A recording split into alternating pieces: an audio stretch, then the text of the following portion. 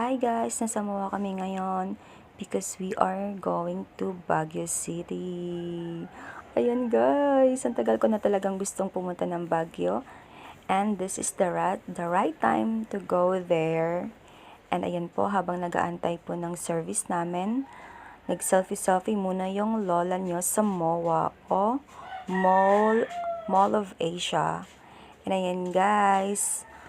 We traveled almost 8 hours na from MOA to Baguio City at nasa Baguio na po kami ng 6:30 a.m. in the morning and it is almost 6 na, and as you can see the mountains and the fog, at nararamdaman ko na talaga ang Baguio guys. Ayan yung rice field, yung bundok. Oh my god guys, nakaka-amaze na talaga. At ang una po naming destination na yung colored houses ng Baguio. Ayan guys, nakaka-amaze talaga. Napaka-colorful po ng mga bahay sa gilid po ng bundok or ng hills. Yung bahay pala dito sa Baguio ay parang nasa bundok talaga. At ayan po, bumili po kami ng strawberry taho. Pag pumunta po kayo ng Baguio, try nyo po yung strawberry taho nila. Ang sarap po. And nandito na po kami ngayon sa strawberry farm. Wala pa pong strawberry picking kasi hindi pa niya season. We eat our breakfast and then we buy some pasalubong like jams and keychains.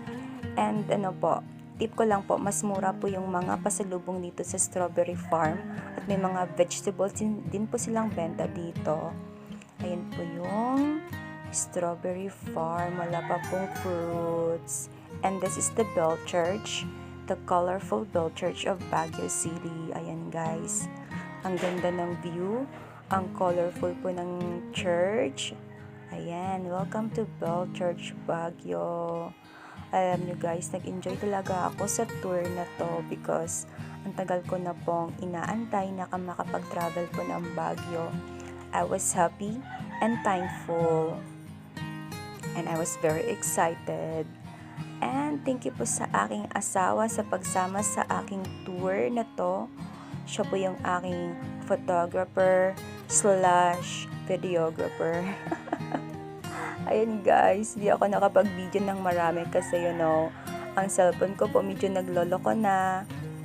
Ayan, kaya picture-picture lang po yung lola nyo. And gusto ko rin po kasi kapag nagta-travel, gusto ko pong ma-enjoy yung moments. So, I'm not really into making a videos. Ayan, ito na po yung Diplomat Hotel. Ayan, ang ganda po ng view. Ang dami pong pine trees. Ang tataas po ng pine trees dito. And when I see the Diplomat Hotel, I remember the ruins of Bacolod City. Parang may pagkakawig po sila. Ayan ang lola nyo. Enjoy na enjoy sa pag-picture. Ayan, feeling model yung lola nyo. And this is the stone or Igorot Stone Kingdom ng Baguio City. Ayan, nag-costume pa talaga yung lola nyo para ma-enjoy yung moment. And then, para feeling Igorota po yung lola nyo. Ayan, di po ba? Bagay naman po sa akin yung costume tsaka yung headdress, di po ba? Ayan. Ayan po yung mga Igorots. Ang gagwapo at tsaka ang hahang nila, guys.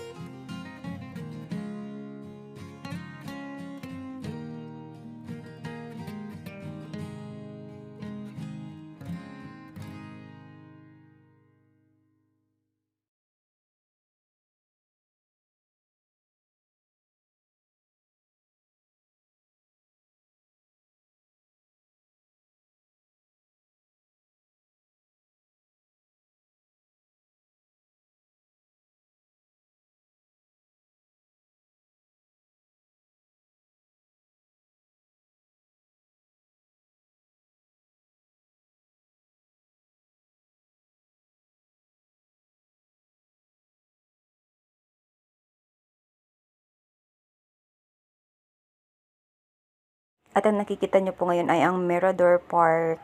Pumunta po kami ng Mines. Hindi na po ako nakapag-picture and video kasi palubat na po yung cellphone ng lola nyo. And ito na po yung The Mansion Hotel. Ay, tama po ba? Ay, hindi po. Wala pa palang hotel. The Mansion lang pala. Ayan. Ito na po yung last two na pinuntahan namin sa Baguio. And this is the last part, yung the famous Burnham Park. Thank you for watching, guys. Love you!